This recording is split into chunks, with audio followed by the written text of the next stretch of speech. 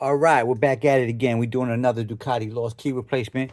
This one's going to be, let's look at the paperwork here, 2015 Ducati 1299s Panigale. So, basically, customer sent the ignition lock, customer sent the dashboard, plan of action. We're going to decode the lock, figure out what the cuts are, cut the keys, make sure they turn in nice and smooth. Then we're going to program the chip data into the system, which will allow the bike to start. At that point, it'll be plug and play. I'll come back in a little bit. All right, this puppy's done. Here we go. Customer wanted 2 keys at first. Then they called us and asked us to make a 3rd key. I guess they're going to put the 3rd key in the safe. Here we go. Steering bolt lock. Let's unlock it. On, off. Let's do the thing. On, off. Steering bolt lock. So at this point, this is all plug and play.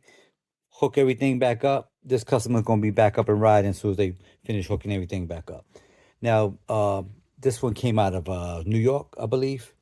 So, yeah. So if you need my help, give me a call. I'll tell you how much it's going to cost, what to send me, how long it's going to take. And that's about it. Those of you that call me and tell me, ask me questions like why people in your area can't do this type of work, I can only assume. But the number one reason probably will be is they probably don't get enough calls to do Ducatis. Ducatis is not popular in certain areas. And if you don't have a reputation of doing Ducatis, then you're probably not going to get the calls. I mean, there's a lot of specialized equipment involved. So, if it doesn't make sense, let's say you get 2 Ducati calls a year, it don't even make sense to buy the equipment. You might as well turn the job down, let somebody else do it who already set up with all the equipment and has the training.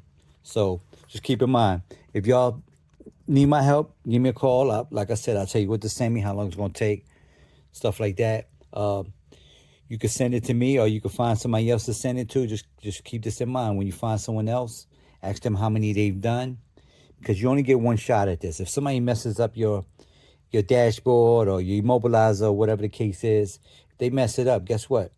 There's no coming back from that. You're going to have to buy everything brand new, dashboard, all the locks, whatever is necessary to get that bike running. So my advice to you is whoever you're going to get to do it, whether it's me or someone else, vet them. Make sure they've done a lot of these before you send them your parts. And that's about it. I appreciate y'all for watching. Catch y'all on the next one.